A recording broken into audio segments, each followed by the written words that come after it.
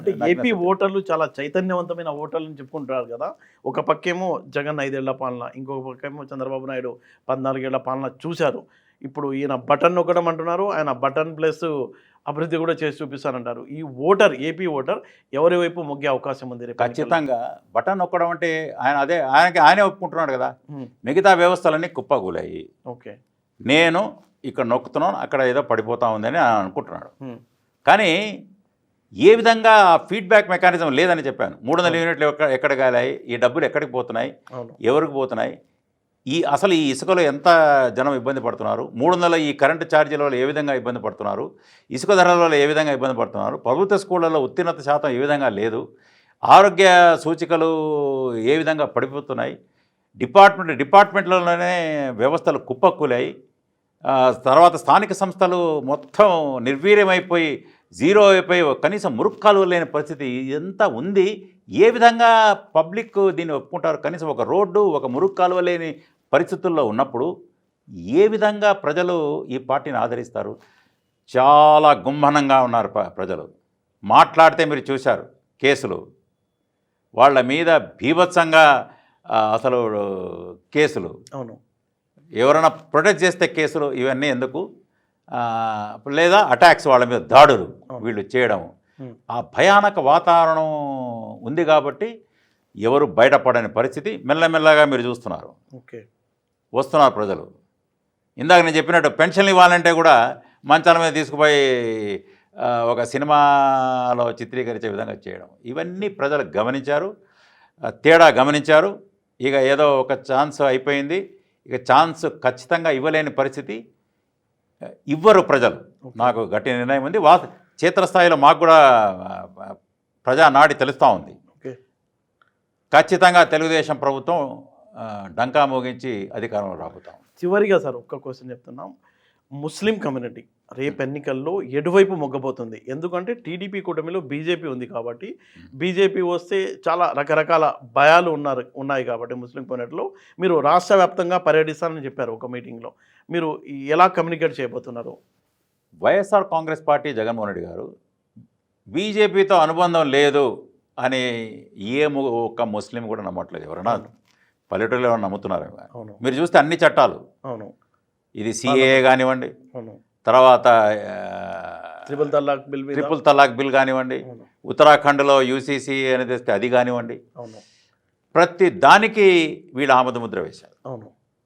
తర్వాత సరే అది ఈయనకున్న, ఇప్పుడు అధినేతకున్న కేసుల భయమా, లేకపోతే మిగతావా, లేకపోతే ఫండు ఏదైనా ఉంటే సెంట్రల్ గవర్నమెంట్ నుంచి నిధులు రాబట్టుకొని ఏదైనా చేసి అదే, మరి చాలా రకరకాల కారణాలు ఉండి ఉండవచ్చు.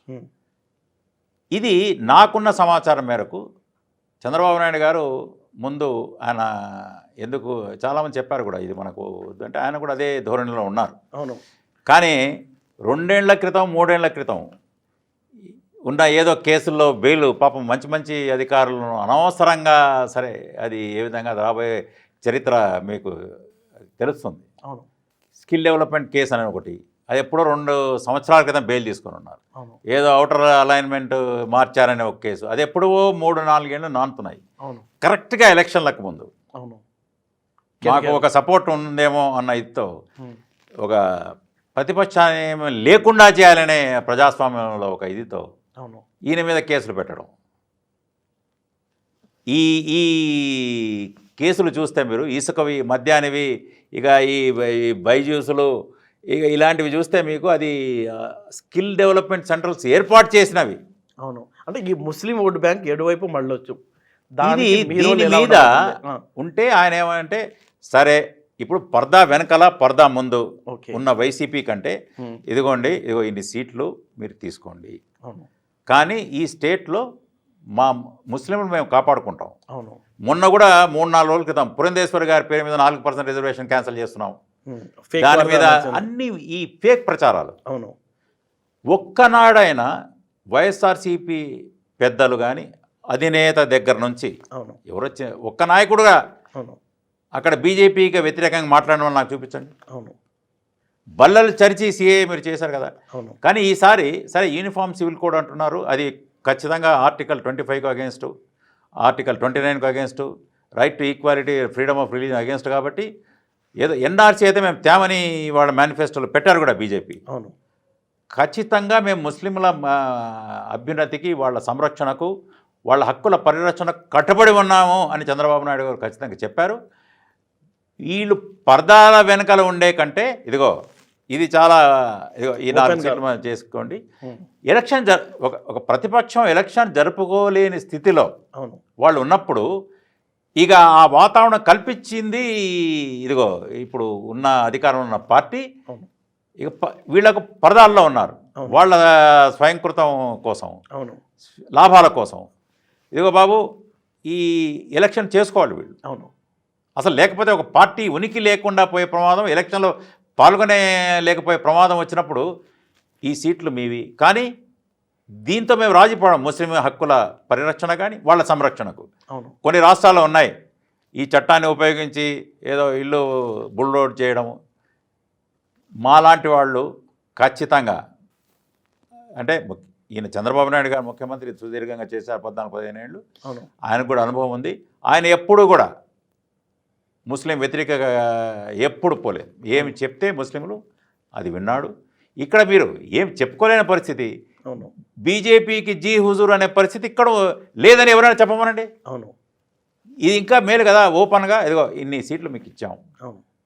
మీరు రాష్ట్ర ప్రగతికి రేపు పొద్దున సరే వాళ్ళ సర్వేలు, రాష్ట్ర జాతీయ సర్వేలు కూడా చెప్తున్నాయి ఏమని, బీజేపీ వాళ్ళది వస్తే మా రాష్ట్రానికి కూడా నిధులు వస్తాయి.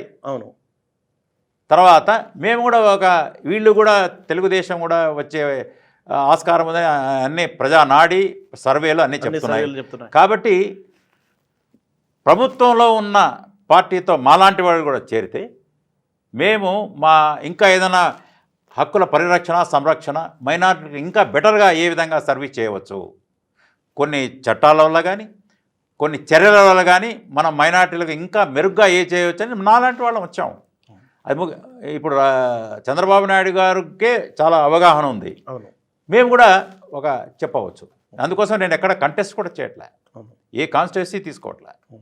ఖచ్చితంగా పేదల పక్షాన, రాయలసీమ సోదరుల పక్షాన, పోలీస్ సోదరుల పక్షాన, ఒక టీచర్ కొడుకుగా టీచర్ల పక్షాన, ఈ మైనారిటీ బడుగు బలహీన వర్గాల పక్షాన, వాళ్ళ విద్య కొరకు ఖచ్చితంగా బడుగు బలహీన వర్గాలకు మంచి ఆరోగ్య పరిరక్షణ కొరకు నేను కృషి చేస్తాను.